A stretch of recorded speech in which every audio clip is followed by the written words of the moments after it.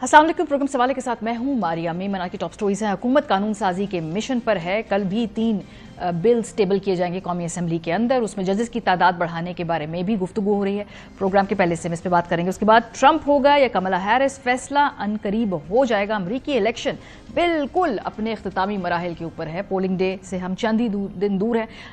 इस पर बात करेंगे प्रोग्राम के दूसरे हिस्से में। आखिर में PIA पंजाब हुकूमत मैदान में आ गई है। जो चचा हैं वो PIA बेचना चाहते हैं, जो भतीजी हैं वो PIA खरीदना चाहती हैं। ये क्या माजरा है, प्रोग्राम के आखिरी से इस पर बात करेंगे। लेकिन आगाज़ करते हैं इंतज़ार हुसैन पंजा के केस के हवाले से। एक बड़ी ही दिलचस्प फिल्म का हम आपको यहाँ पर स्क्रिप्ट पढ़ के सुनाते हैं, क्योंकि ऐसा रियलिटी में तो हो नहीं सकता। हमारे तो शायबा दूर दूर तक नहीं है कि कभी जो हकीकत है उसमें ऐसा हुआ हो कि एक शख्स इस्लामाबाद से उठाया जाए और फिर कई हफ्तों तक उसके हवाले से लोगों को मालूम ही ना हो कि वो कहाँ पे है। लेकिन ऐसा इंतज़ार पंजोता केस के अंदर हुआ। 8 अक्टूबर को हमने देखा कि शाम 4 बजे के करीब इन पंजोता साहब जो हैं, जो इमरान खान के वकील हैं, वो इस्लामाबाद से गायब होते हैं और उनके कोई वेयर अबाउट्स पता चल नहीं पाते हैं। फिर 9 अक्टूबर को इस्लामाबाद हाई कोर्ट में बाजियाबी की उनकी दरख्वास्त जमा कराई जाती है। इंतज़ार पंजोता की बाजियाबी के केस में 10 अक्टूबर को IG इस्लामाबाद पेश होकर इस्लामाबाद हाई कोर्ट को बताते हैं कि इंतज़ार पंजोता की गाड़ी फैज़ाबाद गई और वहाँ से वापस इस्लामाबाद आ गई है। उससे आगे की CCTV फुटेज अभी देखी जा रही है।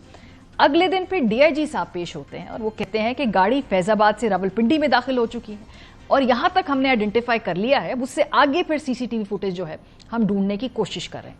फिर रावलपिंडी पुलिस आकर बताती है कि गाड़ी ने शमशाबाद से यूटर्न लिया है, अब वो वापस इस्लामाबाद आ गई है। 18 अक्टूबर की समात में फिर पुलिस ने इस हद तक बताया कि गाड़ी रावल डैम चौक, फिर श्रीनगर हाईवे और फिर फतेह जंग चली गई। और अब इससे आगे दोबारा वो जो CCTV फुटेज है वो देख रहे हैं। 29 अक्टूबर को अटॉर्नी जनरल ने अदालत को बताया कि कोशिशें जारी हैं, 2 दिन मुझे दे दें, इंशाल्लाह मैं जुमे को यहां आकर अच्छी खबर दूंगा। फिर आता है जी 1 नवंबर का दिन। 1 नवंबर को अटॉर्नी जनरल मंसूर अवान साहब ने इस्लामाबाद हाई कोर्ट में यकीन दहानी कराई कि इंतजार पंजोता 24 घंटे के अंदर वापस आ जाएंगे। फिर क्या हुआ? ये किसी फिल्म की स्क्रिप्ट से कम नहीं है। रात के वक्त ये खबर आई कि एक गाड़ी को रोका गया और उसके अंदर लग रहा था कोई मगवी है। पुलिस मुकाबला हुआ, आगे से फायरिंग हुई। जब वो गाड़ी में से बंदे को रिकवर कराया तो वो इंतज़ार हुसैन पंजोता साहब थे। और ये आप वीडियो देख सकते हैं कि कितने वो परेशान हैं। बड़ा ही ड्रामाई अंदाज में पुलिस मुकाबला हुआ, जिसमें फायरिंग करने वाले भी फरार हो गए। पंजोता साहब को जख्म नहीं पहुंची और पुलिस के पास कैमरा भी था, लाइटिंग भी थी, ज़बरदस्त फिल्म बंदी हो रही है। और उसके बाद उनकी एक वीडियो जारी की गई जो हर लिहाज से काबिल तशवीश है। एक शख्स जो मुकम्मल तौर पे रैटल्ड है, कई हफ्ते से वो गायब है, उसके मुंह पे कैमरा चढ़ा के उसको इतनी वल्नरेबल हालत में, उसको जहाँ पे उसके नर्व्स के ऊपर काबू नहीं है, उसकी वीडियो बनाई जा रही है और उसके बाद उस वीडियो को रिलीज किया जा रहा है। ये हर लिहाज से इंसानी हकूक की पामाली है। लेकिन क्या शानदार स्क्रिप्ट है, और ऐसा सिर्फ पाकिस्तान की सियासत में ही हो सकता है। इंतज़ार पंजोता साहब जो एक वकील हैं, वकला बरादरी की खामोशी भी इस मौके के ऊपर जो है वो काबिले गौर है। इसका आगे बढ़ते हैं। हुकूमत बिल लेके आना चाह रही है जी। 3 कुछ अहम कानून साजियाँ हैं, कल उसके लिए इजलास बुला लिया है। ज़राए के मुताबिक हुकूमत ने इजलास से 3 अहम बिल मंजूर कराने हैं। प्रैक्टिस एंड प्रोसीजर तरमीमी बिल और सुप्रीम कोर्ट में जजेस की तादाद में इजाफे का बिल मंजूरी के लिए पेश होगा। प्रैक्टिस एंड प्रोसीजर एक्ट में तरमीम से आईनी बेंच के सरबराह को जजेस कमेटी में शामिल किया जाएगा। सुप्रीम कोर्ट में जजेस की तादाद 17 से बढ़ाकर 25 की जाएगी।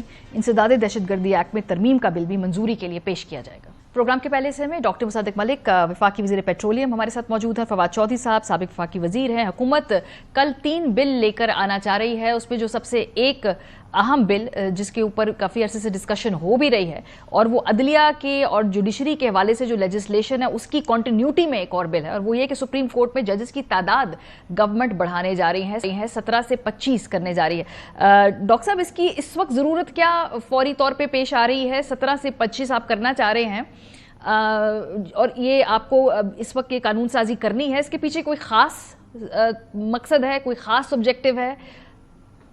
जी, इसका सबसे बड़ा मकसद जो है वो पेंडेंसी है। आप अगर देखें कि कितनी पेंडेंसी है मुख्तलिफ कोर्ट्स में, तो आपको पता चल जाएगा कि आपको जजेस की भी ज़्यादा ज़रूरत है। और सिर्फ सुप्रीम कोर्ट में नहीं है, मेरे ख्याल में आने वाले वक्त में आप लोअर कोर्ट्स में भी देखेंगे जहाँ पे पेंडेंसी सुप्रीम कोर्ट से भी बहुत ज़्यादा है, वहाँ पे भी इजाफी जज मुकर्रर किए जाए। अच्छी तरह से याद है, पिछली हुकूमत की बात है, एक दफ़ा एक کیس کے غالباً کوئی 70ویں یا 80ویں سالگرہ منائی. سوچیں اس وقت پاکستان کو بنے ہوئے 70 سال ہوئے تھے، جس زمانے کی میں بات کر رہا ہوں، پچھلی حکومت کی بات. اور پاکستان بننے سے پہلے کا کوئی مقدمہ چل رہا تھا جس کی سالگرہ باقاعدہ طور پر منائی گئی. تو جب سپریم کورٹ میں کسی بھی کیس کی 70ویں یا 85ویں یا 100ویں اس کا جنم دن منایا جائے، اس کی سالگرہ منائی جائے، تو اس سے پتہ چل جاتا ہے کہ پینڈنسی بہت زیادہ ہے. ٹھیک بات سر. سپریم کورٹ کی زیادہ فکر ہے آپ کو کیونکہ بہت سارے ہائی کورٹس میں ابھی تک آپ لوگوں نے ججز اپوائنٹ ہی نہیں کیے، وہاں پر تو بہت زیادہ پینڈنسی ہے. اگر کیسز کی پینڈنسی کا آپ کو فکر ہے تو سب سے پہلے پرائیورٹی وہ ہونی چاہیے. لوور کورٹس کا آپ نے خود ذکر کیا، پاکستان میں سب سے زیادہ ہائی پینڈنسی لوور کورٹس کے اندر ہے، لیکن ٹارگٹ سپریم کورٹ ہے، فوکس سپریم کورٹ ہے، تو سیاسی مقاصد ہی ہے نا. اور فوکس دو مختلف چیزیں ہیں میرے خیال میں. آپ فوکس کو ٹارگٹ کہہ کے خاص کا تاثر دے رہی ہیں جو ہے نہیں. بات یہ ہے کہ پینڈنسی تو ہر جگہ پہ ہے، اور میں نے آپ کو ابتدائیے میں بتایا کہ اس کے بعد دیگر کورٹس جو ہیں اس کی پینڈنسی بھی ختم کی جائے گی. اور اس میں پرابلم یہ آتی ہے کہ ایڈمنسٹریٹو فنکشنز تو سرکار کے پاس ہیں 18ویں ترمیم کے بعد، لیکن جو جوڈیشل فنکشنز ہیں وہ سارے عدلیہ کے پاس. یعنی یہ ہائی کورٹ کے چیف جسٹسز جو ہیں وہ بڑا اہم رول انہوں نے پلے کرنا ہے نمبر آف ججز بڑھانے میں، اپنے بھی اور کورٹس کے.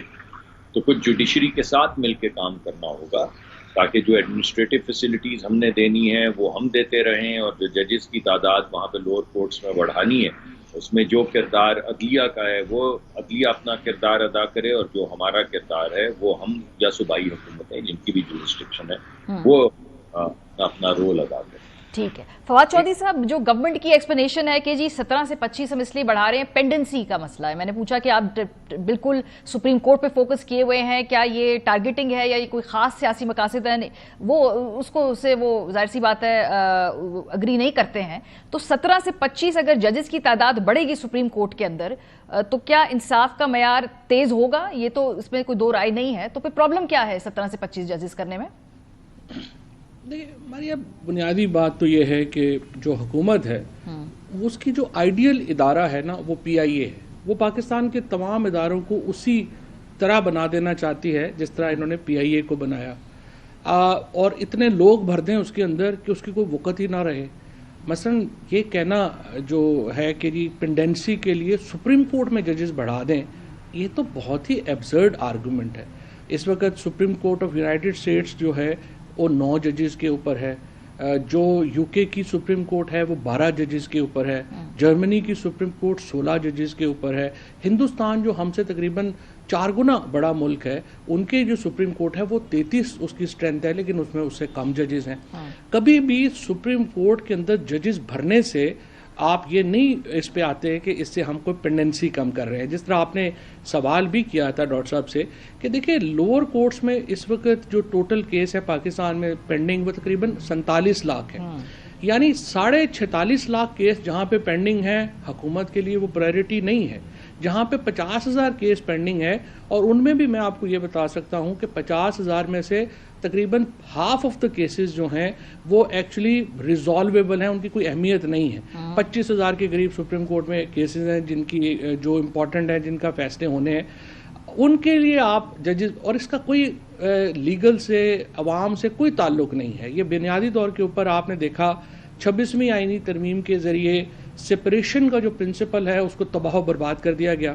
اب ان کو سمجھ نہیں آ رہی کہ جو باقی 17 ججز ہیں سپریم کورٹ میں، وہ بھی ایکچولی سپریم کورٹ کی اسٹرینتھ پاکستان میں 13 سے زیادہ نہیں ہونی چاہیے. ابھی بھی 5 ججز زیادہ ہیں سپریم کورٹ میں اگر آپ انٹرنیشنل سٹینڈرڈز دیکھیں تو. یہاں پہ یہ چاہتے یہ ہیں کہ اتنے اب 17 ججز میں سے آپ کو ان پہ بھی اعتبار نہیں ہے، کیونکہ دیکھیں ان کو جج یہ چاہیے جو پہلے فیصلہ لکھیں، اس کے بعد لا منسٹر صاحب کو بھیجا کریں کہ جی یہ آپ دیکھ لیں، اور اس کے بعد وہ منظور کریں تو وہ فیصلہ اناؤنس ہو، ورنہ وہ نہ ہو. سیدھی بات ہے. سپریم کورٹ کا بطور ادارہ وجود ختم کرنا چاہتی ہے حکومت. اور انہوں نے 26ویں آئینی ترمیم میں بھی یہی کوشش کی ہے. اور اب یہ 17 ججز میں سے بھی چونکہ بات بن نہیں رہی ہے، اس کو 25 پہ لے جائیں. اور پھر دیکھیے جو تباہی کر رہی ہے، جو نون لیگ کو تو اس کے اوپر بڑا سوچنا چاہیے تھا दुनिया में कहाँ पे सुप्रीम कोर्ट सूबों की बुनियाद पे होती है? इस सूबे का ये कोटा कर दें, उस सूबे का ये कोटा कर दें। 18वीं आईनी तरमीम ने पाकिस्तान में फेडरेशन की चोलें हिला दी। और अब आके आप जब सुप्रीम कोर्ट को, आखिरी लाइन हमारी आपकी इजाजत से, जब आप सुप्रीम कोर्ट को सूबाई बुनियादों पे तकसीम करेंगी, आप फेडरेशन की बेड़ा गर्क कर रहे हैं। मुझे समझ नहीं आ रही कि कोई वहां पे ये बात करने वाला नहीं है कि कभी आप दुनिया में मुझे एक मिसाल और बता दें जहां पे सुप्रीम कोर्ट सूबाई बुनियादों के ऊपर जो है वो फेडरेशन में ये जो आपकी आप कह रहे हैं फिर फेडरेशन जजेस के हवाले से आपने कहा जी कि पाकिस्तान की आबादी की तनासुब से 13 जजेस होने चाहिए हैं, 25 बहुत ज्यादा हैं, जो बाकी ममालिक का भी आपने एग्जाम्पल दी। सो मुसद्दिक साहब, जजेस पे एतबार की प्रॉब्लम है, वो जो नंबर वोट मैनेज करने की प्रॉब्लम, बिकॉज पाकिस्तान के अंदर इतना स्ट्रेट बात तो नहीं है ना कि हम इंसाफ को यकीनी बनाने के लिए एक पॉलिटिक्स भी है, कोर्ट के हवाले से भी पॉलिटिक्स है, कोर्ट के पाकिस्तान की सियासत के अंदर दखल अंदाजी की भी पॉलिटिक्स है, तो उसको आउट ऑफ कॉन्टेक्स्ट हम नहीं देख सकते हैं। तो एतबार का मामला है, सुप्रीम कोर्ट का साइज एक्सपैंड करके, क्योंकि मौजूदा जो लॉट है उसकी हुकूमत का मालूम नहीं कि भाई वो किस तरफ जाएगा, ये इंप्रेशन क्यों आ रहा है? देखिए, तीन नुकात मैं आपके सामने पेश करूंगा। पहले तो मेरे भाई के दौर में पीआईए ने जो 4 चांद लगाए थे और जो पीआईए नफे में चल रही थी वो आपके सामने ही है। और दूसरे, अगर 17 ज्यादा हैं जज, 13 थे होने चाहिए, तो आपकी हुकूमत रही, आप कर देते 17 से 13। आपको आज याद आया कि 13 होने चाहिए थे मगर हैं 17, ये तो बड़ी अजीब सी बात लगती है। और अगर आप मान रहे हैं कि सुप्रीम कोर्ट के अंदर 50,000 केसेस की पेंडेंसी है, 50,000 केसेस हैं और 17 जजेस हैं, अगर जजेस बढ़ेंगे तो ज्यादा केसेस लगेंगे, अगर ज्यादा केसेस लगेंगे तो ज्यादा फैसले होंगे, ज्यादा फैसले होंगे तो पेंडेंसी कम होगी। मैंने तो आपको पहले कहा है कि 18वीं तरमीम के बाद लोअर कोर्ट्स के बहुत से फैसले जो हैं वो डिवॉल्व करके जुडिशरी के हवाले कर दिए गए हैं। अगर मेरा भाई कोई और तरमीम आइन में लाना चाहता है जिसके बाद ये हक दोबारा से वफाकी हुकूमत को दे दिया जाए, तो बिल्कुल हम हाजिर हैं, आप ले आए। आपके पार्टी जो है वो बैठी हुई है इस वक्त पार्लियामान में, वो बिल ले आए तो हम उसके ऊपर डिबेट कर लेते हैं कि लोअर कोर्ट्स के अंदर जो हक दिया गया है अदालतों को, वो वापस जो है एडमिनिस्ट्रेशन और एग्जीक्यूटिव के पास आ जाए जजेस लगाने का। तो एक बात बड़ी सीधी सी है कि ये मामला हर जगह पे है। मैंने खुद आपको इब्तदाइये में बताया कि लोअर कोर्ट्स में ये मामला बहुत संगीन है। फिर मैंने आपको बताया कि इसमें से बहुत से हकूक जो हैं वो हाई कोर्ट्स को दे दिए गए हैं, और मैंने ये भी कहा कि हम हाई कोर्ट्स के साथ मिल के काम करेंगे और उस पेंडेंसी को ख़त्म करने के लिए वहाँ पे अदालतें भी और बढ़ाएंगे, जजेस भी बढ़ाएंगे और रिसोर्सेज भी देंगे ताकि लोगों के मामला हल हों। अब सुप्रीम कोर्ट में ये मामला ना हल किए जाएं, ये तो कोई लॉजिक नहीं है, कि क्योंकि और जगह पे भी हैं जहाँ पे हाई कोर्ट्स का भी बहुत ज्यादा अमल दखल है और वफाकी जो काम कर सकती है उसको वो ही नहीं करना चाहिए जब तक सूबाई। लेकिन डॉक्टर साहब, प्रॉब्लम ये है कि आपने कहा कि लोअर कोर्ट्स में करेंगे, ठीक है, वो भी हम यहीं पे देखेंगे कि उसके अंदर आप क्या तब्दील लाना चाहते हैं। ये जो 2-3 आप कवानीन ऊपर नीचे ले आए ना सुप्रीम कोर्ट के हवाले से, पहले प्रैक्टिस एंड प्रोसीजर बिल ले आए, ठीक है, आप लेकर आ गए, उसके बाद उसको आपने करेक्ट किया, उसके एक ऑर्डिनेंस लाए, उसमें आपने तरीक़ेकार बदल दिया, उसके बाद हमने देखा कि वो 26वीं यानी तरमीम आई, उसमें भी सुप्रीम कोर्ट के मामलात के हवाले से तरीके का। तो ये 3-4 भारी भरकम जो आप लोगों ने कानून साजी की है और बड़ी रैपिडली की है, ये सुप्रीम कोर्ट के हवाले से की है, और लगता है कि पहले आप सुप्रीम कोर्ट में अपने मामलात मैनेज करने के बाद फिर हाई कोर्ट्स की तरफ जाएंगे। तो ये 2-3 ऊपर नीचे क्यों फिर कानून साजी करनी है? टारगेट कहती हैं, कभी मामलात कहती हैं, मैं तो आपको जो मुझे नजर आ रहा है वो बता रहा हूँ। मैं तो अल्फाज नहीं इस्तेमाल कर रहा जिनमें किसी भी किस्म का प्रेजुडिस हो। तो मैं तो आपके सामने ये मामला रख रहा हूँ कि पेंडेंसी है, जज बढ़ा रहे हैं, आप दोनों कह रहे हैं कि नहीं, क्यों बढ़ा रहे हैं, ना बढ़ाएं। नहीं सर, हम ये नहीं कह रहे, मैं तो ये नहीं कह रही, मैं ये नहीं कह रही कि ना बढ़ाएं। अगर आप नहीं कह रही तो पहले ये तो सेटल हो गया कि 13-17 से 5-4 जजेस बढ़ाने से कोई फायदा ही होगा, नुकसान होगा, ये बात हो गई सेटल। अब दूसरी तरफ आते हैं 26वीं तरमीम की तरफ। 26वीं तरमीम में बैरिस्टर गौहर का क्लिप चला दें और उसके बाद हमारे दोस्त, करीबी दोस्त हैं सलमान अकरम राजा साहब, उनका क्लिप चला दें जिसमें उन्होंने कहा कि मौलाना जो तरामीम का पैकेज लेकर आए हैं 26वीं तरमीम का, हमें उसके ऊपर कोई एतराज नहीं है, काबिल कबूल है। बहरहाल उन्होंने कहा कि हम खान साहब से पूछ कर बताएंगे, ये नहीं कहा कि 26वीं तरमीम गलत है। 26ویں ترمیم میں تمام وہ معاملات تھے جو 19ویں ترمیم کے ذریعے آپ کو معلوم ہے وہ سارا جھگڑا. آپ کو معلوم ہے کہ 18ویں ترمیم کی ڈیبیٹ میں یہ اسینشل پارٹ تھا ان ترامیم کا جس کو بعد میں جس سے ہٹ گئے ہم لوگ. تو یہ پرانا مطالبہ تھا جو 26ویں ترمیم کے معاملات ہیں کہ ان کو آگے بڑھایا جائے. پاکستان کی مختلف بار کاؤنسلز مطالبہ کرتی رہی ہیں. 18ویں ترمیم کا یہ حصہ تھی اور آخر میں پی ٹی آئی نے یہ کہا, پی ٹی آئی کے چیئرمین نے کہا, پی ٹی آئی کے جنرل سیکرٹری نے کہا کہ اس مسودے پہ ہمیں کوئی اعتراض نہیں. ارے بھائی اعتراض نہیں ہے تو پھر اس پروگرام میں کیوں اعتراض کر رہے ہیں؟ اس وقت کہنا چاہیے تھا جب آپ کہہ رہے تھے کہ صرف خان صاحب نے اس وقت ہمیں آشیرواد نہیں دیا تو ہم نہیں مانتے, ورنہ مسودہ تو قابل قبول ہے. اگر قابل قبول تھا تو آج آپ اس قابل قبول مسودے پہ تنقید کر رہے ہیں. کمال ہو گئی ہے. یعنی سمجھ نہیں آتی کہ چیئرمین کی بات سنیں, جنرل سیکرٹری کی بات سنیں, یا یہ جو بات آپ کے پروگرام میں ہو رہی ہے یہ سنیں. صحیح. اچھا جی, تھوڑا سا آگے بڑھتے ہیں. ایک اور بل بھی گورنمنٹ لے کر آ رہی فواد چودھری صاحب, اس پہ بھی بات کرتے چلے. اس پہ تو وہ کہہ رہے ہیں کہ 17 سے 25 وہ بڑھائیں گے, انصاف کا معیار بہتر کریں گے, وہ تیزی ہوگی, پینڈنسی ختم ہوگی, اس کے بعد لوور کورٹس کے اوپر بھی جائیں گے. یہ جو ان سے زیادہ دہشت گردی ایکٹ میں ترمیم کا بل لا رہے ہیں یہ بڑا خطرناک ہے. اس میں جو 3 مہینے کے لیے یہ اختیارات دے رہے ہیں قانون نافذ کرنے والے اداروں کو, اس حوالے سے تو پیپلز پارٹی اور دیگر ہیومن رائٹ ڈیفینڈرز کے بھی بہت زیادہ اس پہ تحفظات ہیں. اس بل کی کیا اس وقت ضرورت پیش آ رہی ہے آپ کو لگ رہا ہے, اور اس میں آپ کو کیا نظر آ رہا ہے کہ اس کے بھی کوئی سیاسی مقاصد ہیں, یا ٹھیک ہے وقت کی ضرورت ہے, ملک کو اس وقت ضرورت ہے اس طرح کے قوانین کی؟ دیکھیں ماریا, پہلی بات تو یہ ہے کہ جو ڈاکٹر صاحب نے بات کی ہے نا, اور آپ نے کہا کہ آپ ایگری کرتی ہیں کہ ججز بڑھانے چاہیے, تو اس کا مطلب یہ ہے کہ جو نقطہ ہے وہ واضح میں نہیں کر سکا.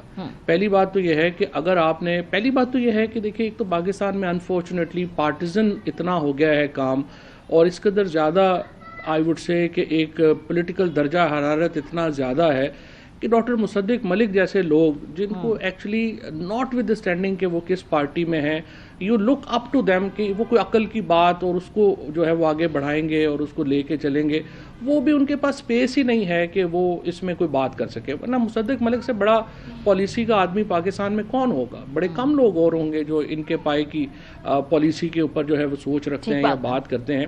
لیکن ان کی بھی مجبوری ہے کہ وہ بات ہی نہیں کر سکتے, وہ بات کریں گے اور اس کے اوپر جو ہے پرابلم آ جائے گی. بیسیکلی جو ایشو ہو رہا ہے نا وہ یہی ہو رہا ہے کہ حکومت چاہتی یہ ہے کہ جس طرح سے نیب تباہ ہوئی ہے, پولیس تباہ ہوئی ہے, یہ پنجاب پولیس, اسلام آباد پولیس, جو یہ سارے بیچارے ان کو فون کرتے ہیں ان کے پیچھے لگ جاؤ, وہ نہ آئی جی سوچتا ہے نہ کچھ سوچتا ہے, وہ سارے اٹھ کے پیچھے لگ جاتے ہیں. وہ یہ چاہتے ہیں سپریم کورٹ کو بھی ایسے ہی ہونا چاہیے. اس وقت جو اس حکومت کا جو ماڈل ہے نا پاکستان کو, جس طرح میں نے کہا تھا کہ پی آئی اے بنانا چاہتے ہیں, وہ ایکچولی یہ سپریم کورٹ کو بھی یہی کچھ بنانا چاہتے ہیں. اور جب آپ کہتی ہیں نا کہ جی 6 ججز سے فائدہ ہو جائے گا, دیکھیں یہ جو ججز بڑھانا اور کم کرنا ہے یہ ایک پوری اس کے اوپر پیچھے ایک پالیسی ڈیبیٹس ہوتی ہے, سب کتابوں کی کتابیں لکھی جاتی ہیں, پھر جا کے یہ فیصلہ ہوتا ہے کہ آپ نے بڑھانا ہے. ابھی آپ یہ بات کر رہی تھی پہلے کہ آپ نے جس طرح پوائنٹ آؤٹ کیا ڈاکٹر صاحب کو کہ لوور کورٹ میں کیوں نہیں بنا رہے. اب میں آپ کو بتاؤں کہ صرف پنجاب میں ہزاروں اسامیاں اس وقت, سینکڑوں اسامیاں خالی ہیں ججوں کی, کیونکہ ہر سال امتحان ہوتا ہے, بیسک ایگزام ہی کوالیفائی کوئی نہیں کر پا رہا, اور آپ نے 3 دفعہ میرٹ نیچے کیا ہے کہ آپ جو ہے وہ جج بھرتی کر سکے. ہم تو بڑی کوئی سوفسٹیکیٹڈ ڈیبیٹ میں جا رہے ہیں کہ یہ لا آئے گا تو پھر اس پہ عمل ہوگا. ابھی آپ مجھے بتائیے, آپ کا 7 ممبر سپریم کورٹ کا ججمنٹ ہے سغرا بی بی کیس, وہ کہتا ہے کہ ٹیررزم ہوگا صرف وہ کیس اینٹی ٹیررزم ججز سن سکتے ہیں. ساری پی ٹی آئی جو ہے, ہزاروں لوگ صبح سے لے کے شام تک لائنوں میں کھڑے ہوئے ہیں ٹیررزم کورٹس کے ججز میں. میں خود 48 کیس اس وقت بھگت رہا ہوں ٹیررزم کے, میں ٹیررسٹ ہوں یہاں پہ. ہاں, ایمان مزاری تک پہ ٹیررزم کے چارجز لگائے ہوئے انہوں نے. ڈاکٹر صاحب آپ اس پہ رسپونڈ کرنا چاہ رہے تھے, آپ کو کہہ رہے آپ دیکھیں آپ کی پارٹی میں ڈیبیٹ ہوئی ہوگی نا اس کے اوپر, اور آپ ابھی بتائیں گے کہ کیا پھر پارٹی پہ ڈیبیٹ کے بعد خدا کا خوف کریں ان کی پارٹی میں ڈیبیٹ ہوئی ہوگی کیا ڈاکٹر صاحب کو چھیڑو تو نا. ڈاکٹر صاحب knows how to take a good joke, وہ ان کو پتہ چل گیا ہے. جی ڈاکٹر صاحب, آدھا programme has become a joke, لیکن چلے تو آگے بڑھاتے ہیں. ایک تو میں شکر گزار ہوں اپنے بھائی کا, آپ کو پتہ ہے کہ میرا بڑا محبت کا بڑا پرانا رشتہ ہے, کہ انہوں نے میں بھیجا, انہوں نے کہا کہ میں کوئی اچھی پالیسی بناتا ہوں یا اچھی سوچ رکھتا ہوں, مگر میں اس کے لیے میں بہت شکر گزار ہوں. لیکن پھر انہوں نے اگلے ہی جملے میں تقریباً برابر کر دیا. انہوں نے کہا لیکن عقل کی بات یہ نہیں کر سکتے. شروع ہو گیا. ماحول ایسا ہے نا. پھر میں نے ہنسنا شروع کر دیا. لوگ بھی ٹی وی پروگرام دیکھ رہے ہوں گے کہ پہلے سر ہلا رہے ہیں پھر ہنسنا شروع کر دیا. دیوانے ہو گئے. تو وہ بات ہی کچھ ایسی تھی. لیکن چلیں اس بات کو چھوڑتے ہیں. اب آگے دوسری بات جو بھائی نے میرے سوال کی وہ ترمیم کے حوالے سے کی اور یہ کہا کہ یہ جو کورٹ بن رہا ہے, کورٹ تو نہیں بن رہا, بینچ بن رہا ہے, کانسٹیٹیوشنل بینچ جو ہے, یہ کیا مذاق ہے. تو پھر ایسے ہی کرتے ہیں کہ پرانے جس طرح کانسٹیٹیوشنل میٹرز دیکھے جا رہے تھے اسی طرح چلاتے ہیں.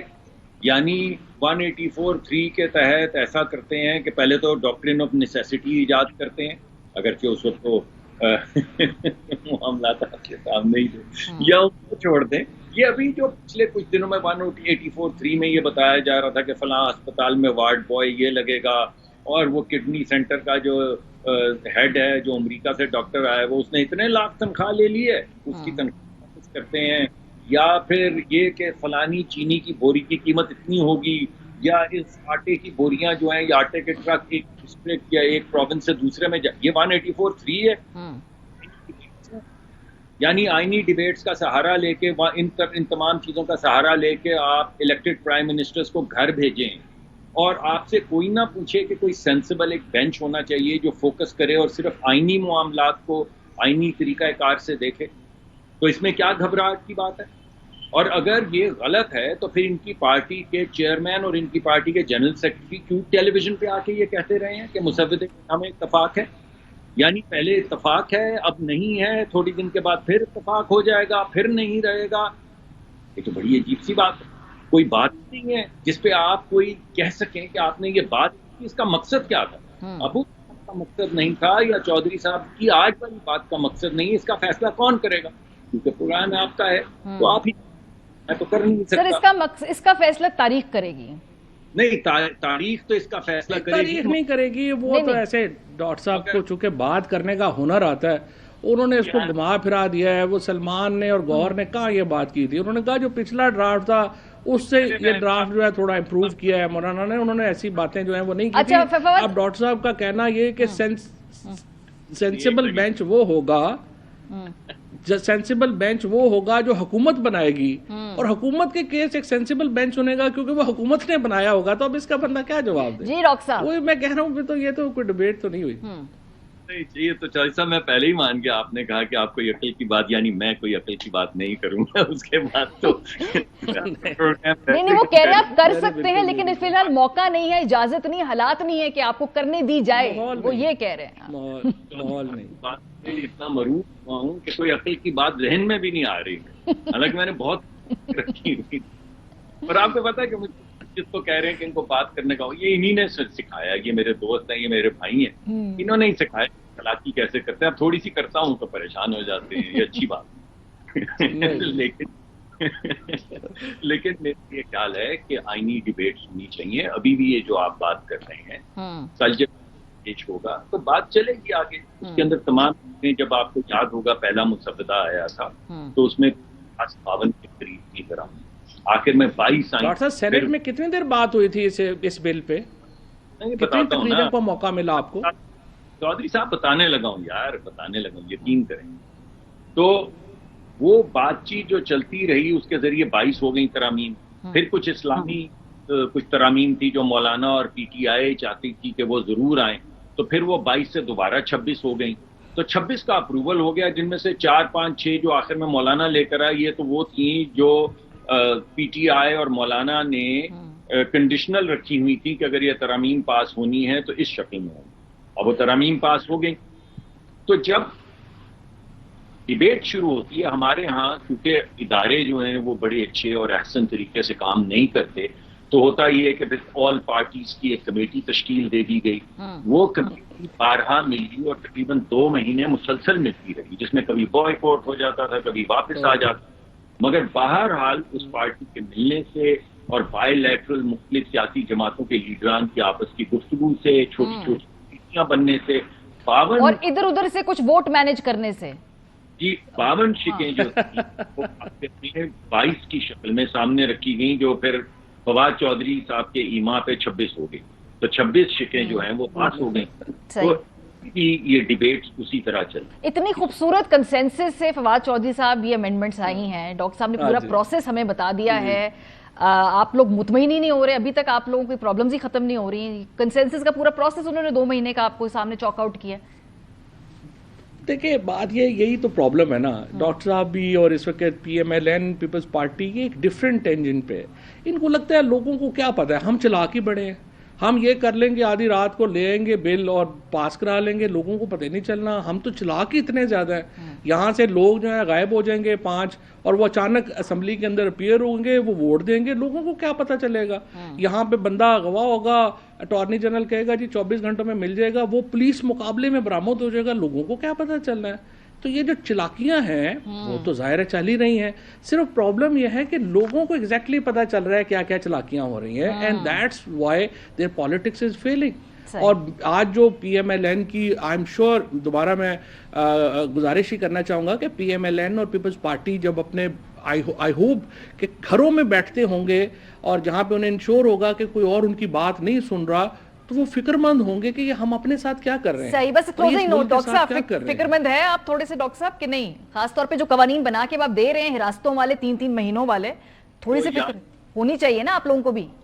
میں یاد کر رہا تھا وہ کچھ ترامیم جو میرے بھائی کے دور میں پیش کی گئی، اور وہ ملٹری کورٹس کی اوپر کچھ جو ہماری ایگزیکٹو تھی پی ٹی آئی کی حکومت کی، ان کے جو تبصرے تھے، ان کا جو موقف تھا وہ یاد کر رہا تھا، اور پھر کوئی میڈیا کے بل یاد کر رہا تھا. اور ایک تو بڑا اچھا وہ آرٹیکل 5 یا 7 پتہ نہیں کون سا لگایا تھا کہ جو اپوزیشن ہے اس کو ووٹ دینے کا حق نہیں ہے اسمبلی میں کیونکہ یہ غدار ہیں، غدار تمام یاد کر رہا تھا. تحقیقات ہوتی تو آپ بھی اسی نتیجے میں پہنچتے.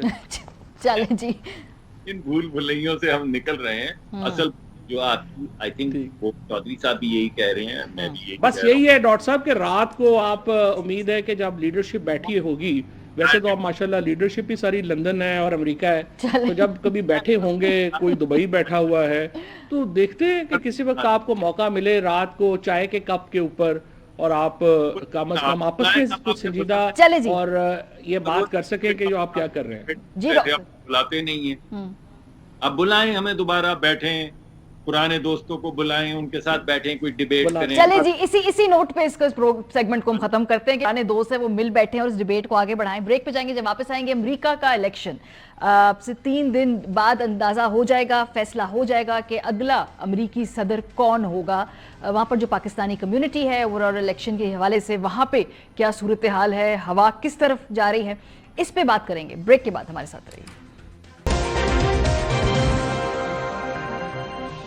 Welcome back. امریکی صدارتی انتخاب میں 2 دن باقی رہ گئے ہیں. نیک ٹو نیک مقابلہ ہے دونوں صدارتی امیدواران کا. سرویز اس حوالے سے کیا کہتے ہیں، کوئکلی اس پہ نظر ڈال لیتے ہیں. فلوریڈا یونیورسٹی کی الیکشن لیب کے مطابق ہفتے تک 73 ملین سے زیادہ امریکی پہلے ہی ووٹ ڈال چکے ہیں.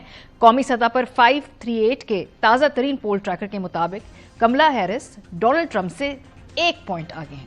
دونوں صدارتی امیدواروں میں سے کوئی بھی پول کے مطابق 50% الیکٹورل کالج حاصل کرنے کی پوزیشن میں نہیں ہے. کملا ہیرس کی اوسط 47.9% ہے، جبکہ ٹرمپ اس وقت 46.6% پہ ان کی مقبولیت برقرار ہے. رائٹرز کے سروے کے مطابق کملا ہیرس اس وقت 1 پوائنٹ یعنی 44% کے ساتھ ٹرمپ کے 43% سے آگے ہیں. اسی طرح نیو یارک ٹائمز کے سروے کے مطابق بھی کملا ہیرس 49% سے آگے، جبکہ ڈونلڈ ٹرمپ 48% کے ساتھ دوسرے نمبر پہ ہیں.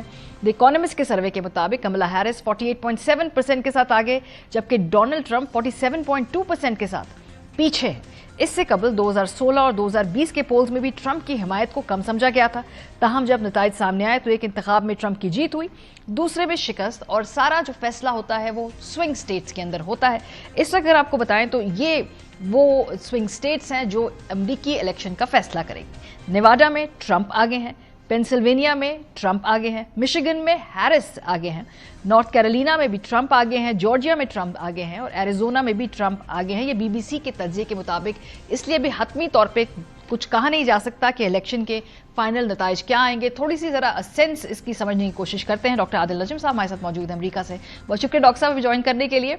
एक तो अमरीकी सियासत पाकिस्तान की सियासत से ज़्यादा या तकरीबन उतनी पोलराइज्ड और शायद उतनी हंगामा खेज होती जा रही है। क्या सेंस है वहाँ बैठकर जो आप देख रहे हैं? क्या प्रिडिक्ट करना मुश्किल है या उसको आप इंतखाबी दिन तक ही रहने दें फिर? नहीं, प्रिडिक्ट करना बहुत आसान है, मैं भी 1 मिनट में करता हूं, लेकिन जो आपने पहले बात की, मैं कहीं और भी अभी कह रहा था कि मेरे ख्याल में अमेरिकन सियासत की ख्वाहिश ये है कि वो जब बड़ी हो तो वो पाकिस्तानी सियासत की तरह बन जाए। तो अमेरिका पूरी कोशिश कर रहा है कि हमारी पैरवी करे, हमारे पीछे पीछे आए और हमारी जैसी हरकतें करे। सो वो हो रहा है। प्रिडिक्ट करना क्यों आसान है? प्रिडिक्ट करना इसलिए आसान है कि ये क्लोज इलेक्शन है, इसका किसी को नहीं पता कि क्या होगा, ये प्रिडिक्शन है। और जो अगर आपको कोई बताता है इंक्लूडिंग दीस पोल्स, मैं माजरत के साथ कहूंगा इन पोल्स की इस वक्त उतनी ही वक़्त है जितने मेरे तज्जिया किया है। मतलब कहने का मकसद यह है कि जब आप the country is so divided कि मैं I will not even be surprised कि जो स्विंग स्टेट्स हैं उनके अलावा स्टेट स्विंग होना शुरू हो जाए। अच्छा, आई एम सर्टन कि मैं पहले ये कहता था इसके जवाब में कि जी मैं आपको 5 तारीख को बताऊंगा। इस वक्त मुझे यकीन नहीं है कि मैं 5 तारीख को आपको बता सकूंगा कि कौन जीता, क्योंकि पोल्स के अलावा एक तो पोल्स की वक़्त नहीं रही पिछले 10-1 साल दुनिया भर में। ये टेक्नोलॉजी का मसला है, इसमें किसी खास मुल्क की बात नहीं है। हमने अपने मुल्क में देखा, हमने भारत में देखा, पिछले हफ्ते जॉर्जिया में देखा, पिछली 2 अमेरिकन इलेक्शंस में देखा। पोल्स हैव बिकम अनरिलायबल क्योंकि हमारी टेक्नोलॉजी चेंज हो गई। पोल्स सिर्फ ये बताते हैं कि जिससे आपने पूछा वो क्या कह रहा है, ये नहीं बताते कि उसने वोट देना है कि नहीं देना। इस इलेक्शन का फैसला शायद वो लोग करेंगे who might decide कि मैंने वोट देना ही नहीं है। दोनों लोग ऐसे हैं कि मैं, और इसमें शायद बहुत सारे मुसलमान या पाकिस्तानी भी हों जो इस वक्त इतने फ्रस्ट्रेटेड हैं अमेरिकन सियासत से, नॉट ओनली पर्सनैलिटी की लेकिन गजा जैसे मसाइल पे, यूक्रेन जैसे मसाइल पे, खवातीन की राइट्स जैसे मसाइल पे, कि वो कहें कि अच्छा मैं दोनों को नहीं देता। And that block might change. अगर वो होता है तो प्रोबेबली वो ट्रंप को फायदा करेगा। लेकिन कहने का मकसद ये है कि ये जो कंफ्यूजन है, ये डीप कंफ्यूजन है। ये कंफ्यूजन ये नहीं है कि हमें नहीं पता, ये कंफ्यूजन है कि मुल्क बिखरा हुआ है। एंड असली सवाल ये है कि इलेक्शन के अगले दिन क्या अमेरिकन सियासत स्टेबल होगी। अमूमन हमसे कहता है ना कि स्टेबल हो। इस वक्त दुनिया ये कह रही है कि यार तुम लोगों की सियासत स्टेबल होगी या नहीं, और लगता ये है कि 5 नवंबर, 6 नवंबर, 7 नवंबर को इंस्टेबिलिटी बढ़ेगी, स्टेबिलिटी नहीं बढ़ेगी। ये बड़ी ही तशवीशनाक बात है क्योंकि अमरीकी इलेक्शन से ज्यादा अगर हम कहें कि डेफिनेट, सिवाय एक दफा जब वो हमने देखा कि बुश और एल्गोर का मामला अदालत में गया था, वो बड़ा क्लियर होता है और उसके नताइज माने भी जाते हैं, स्टेबिलिटी आ भी जाती है। इस दफा पहली मरतबा देखा कि ट्रंप कैंप से कहा जा रहा है कि शायद नताइज ना भी वो लोग माने। सो ये भी बड़ी पाकिस्तानियत की एक तरह की। इसमें आपने भैया शायद तो आपने मुरब्बत में डाल दिया ना, वो उनकी लैंग्वेज में तो शायद कोई नहीं है। उनकी बड़ी क्लियर बात है। देखिए जो मर्जी हो, इंस्टेबिलिटी जिसको मैं कह रहा हूँ, इसका मतलब ये नहीं है कि तशद्दुद वगैरह हो, शायद रिजल्ट अनाउंस भी हो जाए लेकिन गवर्नमेंट अनस्टेबल रहेगी जो भी होगा। देखिए दो चीजें हो सकती ना, या तो ट्रंप नहीं जीतते तो उन्होंने पहले ही कह दिया कि अगर मैं नहीं जीतूंगा तो मैंने नहीं मानना। ऑलरेडी आप कल परसों जो देखेंगी, आप 2 दिन बाद जो प्रोग्राम करेंगी वो ये होगी कि जनाब रिजल्ट नहीं मानेंगे। अगर वो जीत भी गए तो नहीं मानेंगे, वो कहेंगे कि धांधली हुई है। उन्होंने ऑलरेडी पूरा एक जो है वो पिछली इलेक्शन से 2020 से सीखे और उसमें एक ब्यूरोक्रेटिक प्लेटफॉर्म भी बन गया। सो ये इनएविटेबल है कि बड़ी खबर जो है 2 दिन बाद जिस पे आप प्रोग्राम करेंगी वो ये है कि जनाब ये इसमें चीटिंग हुई है, इसमें धांधली हुई है, इसमें ये हुआ है, even if he wins, but certainly if he doesn't win.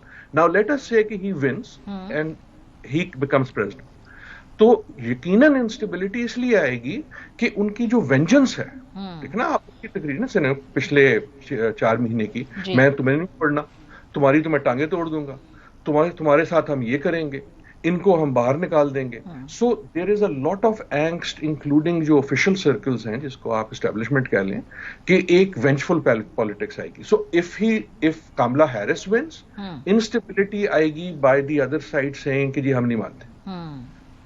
If he wins, instability मौजूद रहेगी with this sense of fear کہ یہ جو ساری باتیں ہوئی ہیں یا تو یہ صرف نعرہ بازی تھی صحیح. اور پروبیبلی اگر نہیں تھی تو so what I am seeing is کہ انسٹیبلٹی ان بلٹ ہے، اور امریکہ جیسے ملک میں جب ہو اس کی قیمت کیونکہ ان کی سیاست اور ان کے الیکشن کا اثر بہرحال باقی ممالک کے اوپر، پالیسی کے اوپر بھی پڑتا ہے. ڈاکٹر صاحب، اس وقت اگر الیکشن جو امریکہ کے اندر ہو رہا ہے، یہاں پر کچھ ایسا ماحول بھی، کچھ بیانیاں بھی، کچھ بیانات بھی کہ شاید اگر ٹرمپ جیت جاتے ہیں تو پاکستان کی سیاست پہ اس کا براہ راست فرق پڑے گا اور کوئی نہ کوئی گنجائش بنے گی تحریک انصاف کے لیے. وہاں پر اس حوالے سے کیا انڈرسٹینڈنگ ہے، یا وہاں پر کیا کنورزیشنز ہیں پاکستانی کمیونٹی کے اندر ہی اگر میں پوچھوں تو؟ یا پاکستانی کمیونٹی میں تو بڑی کانورسیشن ہے. پاکستانی کمیونٹی تو کھانے اور کھاوے مطلب یہی کرتی ہے کانورسیشن. امریکن سیاست میں کوئی کانورسیشن نہیں، دور دور تک نہیں. ڈونلڈ ٹرمپ کو بھی یہ خبر نہیں ہے. آپ کے خیال میں یہ 80 سال کا آدمی اس لیے الیکشن لڑ رہا ہے تاکہ وہ عمران خان کو جو ہے وہ ان کی قیادت میں دنیا کو بچا لے، یا نواز شریف کی ایک یہ بھی آواز آ رہی ہے کہ جناب نواز شریف اس لیے آئے امریکہ کے. سو امریکن الیکشن میں کوئی بھی سیاستدان ہو، اس کا 1 2 3 4 372 جو ایشو ہے اس میں پاکستان کا کوئی ذکر نہیں ہے. ناؤ اگر ہمارے اپنے حالات کی وجہ سے کچھ ہوتا ہے تو یقیناً ڈونلڈ ٹرمپ صاحب اس کا کریڈٹ لے لیں گے، اور شاید پی ٹی آئی کو یہ بینیفٹ ہو کہ وہ ان کو credit they they for some thing. لیکن ان اے پریکٹیکل پولیٹیکل سینس، یہ میں عمران خان کی بات نہیں کر رہا، میں یہ کہہ رہا ہوں کہ اس وقت پاکستان کی دیکھیں کسی کی بھی پولیٹیکل ویلیو اس پورے الیکشن میں کوئی پولیٹیکل مسئلہ تو ہے ہی نہیں نا. یہ جو آپ اگر سنے پچھلے 3 مہینے کی، یہ تو میں کی الیکشن ہے نا، کہ کون کس کو زیادہ ابیوز کر سکتا. So unfortunately it's a very pathetic state of affairs. لیکن میں گزارش یہ کروں گا، یہ صرف امریکہ کی بات نہیں ہے، یہ what I keep seeing is کہ یہ الیکٹرل پالیٹکس کا دنیا میں ایک پرابلم ہو گیا ہے کہ ہم ٹیکنالوجیز وغیرہ اسپیشلی سوشل میڈیا، لیکن دوسری چیزوں کی وجہ سے یہ جو 4 ایئر سائیکل ہے جو اور جس طرح ہم یہ کرتے ہیں، it has become not relevant اور ریڈنڈنٹ، کیونکہ اب ہماری اٹینشن سپین تو 6 منٹ کی ہے. لیکن میں ایک جلسہ کر سکتا ہوں جس میں میرا پہلا اسپیکر آ کے ایک گروپ کو بھرپور گالیاں دیں، مثلا خدا کے بارے میں کہیں کہ ایسے الفاظ استعمال کریں فلسطینیوں کے بارے میں جو ریپیٹ بھی نہیں کیے جا سکتے، اور اسی کے آدھے گھنٹے بعد اسی جلسے میں اسی کراؤڈ کے سامنے کینڈیڈیٹ یا ایک اور اسپیکر آ کے کہے کہ جی ہم بڑے مسلمانوں کے ساتھ ہیں. ذہن یہ سمجھتا نہیں ہے کہ یار یہ how can you pull it off. Pull it off کیونکہ جو ہمارا ٹویٹر فیس بک کی ٹریننگ ہے وہ یہ ہے کہ جب ایک خبر اوپر چلی گئی تو اسے بھول جاؤ، اب اگلا جو تماشا ہے جو بھی اس پہ ہے، جو بندر ناچ رہا ہے اس کو دیکھو. سو saying is کہ politics کی attention span is so little. تو it's reshaping the overall politics جو دنیا بھر کے اندر. بہت شکریہ ڈاکٹر عادل اجم صاحب کی سیاست کے بارے میں 101 ایک کریش کورس دے رہے تھے کہ اس وقت ہو کیا رہا ہے وہاں پہ، اور ان کا بھی یہی خیال ہے کہ اس وقت پریڈکٹ کرنا آسان نہیں ہے. جتنے پولز ہیں وہ بھی پریڈکٹ کر نہیں پا رہے ہیں. لیٹس سی کہ یہ دن بھی ہم نے دیکھنا تھا کہ ہم سیاسی تجزیہ کاروں سے سنیں کہ الیکشن بھی ہو جائے گا امریکہ میں، اس کے بعد بھی سیاسی اسٹیبلٹی نہیں آئے گی.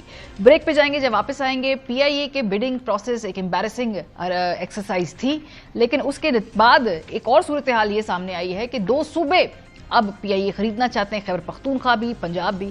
اپنے صوبے صحیح سے گورن تو کر لیجئے. یہ اس طرح کی اینٹیٹیز چلانا صوبوں کا کام ہے نہیں. بریک کے بعد اس پہ بات کریں گے، ہمارے ساتھ رہیں گے. Welcome back. پی آئی اے کی نجکاری کے حوالے سے اس ہفتے حکومت کو بہت سبکی ہوئی. جو ایک بڈ آئی وہ بھی ان کی ایکسپیکٹیشن سے کئی گنا کم تھی، لیکن ساتھ ساتھ ہم نے اس میں دیکھا کہ 2 بڑی اہم پارٹیز نے پی آئی اے کے اندر اپنی دلچسپی دکھائی. پہلا تو تھا صوبہ خیبر پختونخوا، جہاں پہ علی امین گنڈا پور صاحب نے کہا کہ وہ ان کی گورنمنٹ پی آئی اے کو خرید کر چلانا چاہتی ہیں. اس پہ بہت زیادہ تنقید ہوئی کہ بھئی اپنا صوبہ تو ٹھیک سے چلا لیں، اپنے صوبے کے بچوں کو پڑھا تو لیں، ان کو کھانا تو کھلا لیں، سیکیورٹی تو دے دیں، وہاں پہ جو لا اینڈ آرڈر کی سچویشن ہے اس سے ڈیل تو کر لیں، پھر ایئر لائن بھی چڑھا دیجیے گا. اس کے بعد ہم نے دیکھا کہ نواز شریف صاحب یعنی پنجاب گورنمنٹ کی ماں پر ان کا بیان سامنے آیا، جس میں انہوں نے کہا کہ مریم بی بی خریدنا چاہتی ہیں پی آئی اے، اور وہ ایئر پنجاب اس کو بنانا چاہتی ہیں، یا وہ اپنی کوئی ایئر لائن لانا چاہتی ہیں. تو نواز شریف صاحب نے اس حوالے سے کیا کہا، سنیے. مجھے مریم نے کہا تھا جی کہ پی آئی کو ایکوائر نہ کریں پنجاب اور ایک برانڈ نیو ایئر لائن ہم اسٹیبلش کریں اور برانڈ نیو جہاز لے کے آئیں اور برانڈ نیو اپنا ایئر لائن پاکستان کو ہم دیتے ہیں. اس کو مجھے کہتے کہ اس کو ایئر پنجاب کا نام دے دیں آپ. تو میں نے کہا آپ مشورہ کریں, آپ پی آئی اے بھی خرید سکتی ہیں یا آپ نئی ایئر لائن آپ اپنا اسٹیبلش کر لیں. بڑی کنفیوژن ہے. پالیسی کیا ہے؟ کیا ایئر لائن جو ہے وہ حکومت نے بیچنی ہے یا نہیں بیچنی ہے؟ جو وزیر اعظم صاحب ہیں جو کہ چھوٹے بھائی ہیں وہ ایئر لائن کو بیچنا چاہتے ہیں, جبکہ جو بڑے بھائی اور ان کی بیٹی جو کہ وزیر اعلیٰ پنجاب بھی ہیں وہ پی آئی اے کو خریدنا چاہتی ہیں. تو پالیسی لیول پر پی ایم ایل این کہاں کھڑی ہے؟ کیا ادارے جو ہیں ان کا حکومتوں کو چلانا چاہیے ہے یا نہیں؟ کیونکہ وفاق سے اس لیے بیچی جا رہی پی آئی اے کہ حکومتوں کو بزنس نہیں کرنا چاہیے, اس کو پرائیویٹائز کر دیں, خزانے پہ بوجھ ہے. اور پنجاب کے اندر اس ایئر لائن کو خریدنے کی خواہش ظاہر کی جا رہی ہے. تو فائنینشلی پالیسی کیا ہے پی ایم ایل این کی؟ اور پنجاب کے بھی بڑے گمبھیر مسائل ہیں جی اس وقت, پہلے ان سے آپ نبر آزما ہو جائیں, پھر ایئر لائن بھی چلا لیجئے گا. شہباز صاحب کہہ رہے ہیں کہ ہم جو اتنے بڑے بڑے سوراخ ہیں ہمارے خزانے میں, اس حوالے سے وہ بیان دیتے ہیں کہ بھائی پی آئی اے ایک بہت بڑا لیک ہے جس سے بہت زیادہ پیسہ ویسٹ ہو رہا ہے. سنیے. جو لاس میکنگ جو ہمارے ادارے ہیں اندازہ کیجئے اس کی طرف ہم بڑی تیزی سے جا رہے ہیں. ایئرپورٹس کو ہم آؤٹ سورس کرنے جا رہے ہیں, پی آئی کو ہم پرائیویٹائز کرنے جا رہے ہیں. اس کے لیے ہماری کل بھی میری میٹنگز ہوئی, almost daily in one way اور دی ادر میٹنگ ہوتی, تاکہ یہ خزانہ کہاں سے بھرے گا. پیچھے جو ہولز ہیں, جو سوراخ ہیں. آگے بڑھ کے نواز شریف صاحب نے کہا کہ جی پی آئی اے کی جو تباہی ہے اس کی ذمہ غلام سرور خان صاحب پہ ہے, جو کہ بالکل صحیح بات ہے.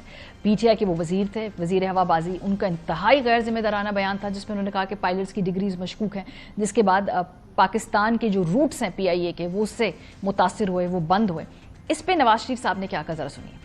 یہ بھی اس کا بڑا دکھ ہے اور ہمارے اندر وہ لوگ موجود ہیں جنہوں نے پی آئی اے کو تباہ و برباد کیا ہے. وہ شخص جو وزیر تھا عمران خان کے زمانے میں, جس نے کہا تھا کہ پی آئی اے کے جو پائلٹس ہیں ان کے پاس لائسنس جعلی. پی آئی اے اسی طرح سے برباد ہوئی. پی آئی اے کی بربادی کا دکھ ہے, بالکل ٹھیک پوائنٹ آؤٹ کر رہے ہیں. غلام سرور خان صاحب کا اس میں بڑا کلیدی کردار بھی ہے. تو پھر ایسے شخص کے ساتھ پی ایم ایل این نے سیٹ ایڈجسٹمنٹ کیوں کی؟ ہم آپ کے سامنے رکھتے ہیں. راولپنڈی کے حلقہ NA54 سے جو آئی پی پی کے امیدوار غلام سرور خان صاحب تھے, ان کی یہاں سیٹ ایڈجسٹمنٹ کے تحت انہیں نون لیگ کی حمایت حاصل ہوئی تھی اور ان کے مقابلے میں تحریک انصاف کی حمایت یافتہ عذرا مسعود امیدوار تھیں. تو 2024 میں اسی غلام سرور کے ساتھ پی ایم ایل این نے سیٹ ایڈجسٹمنٹ کی تھی, جس نے پی آئی اے کی تباہی کا, جن کے اوپر ملبہ نواز شریف صاحب خود اس وقت ڈال رہے ہیں. پروگرام کا وقت ختم ہو گیا جی. اپنا فیڈ بیک دینا مت بھولیے گا. خیال رکھیے. خدا حافظ.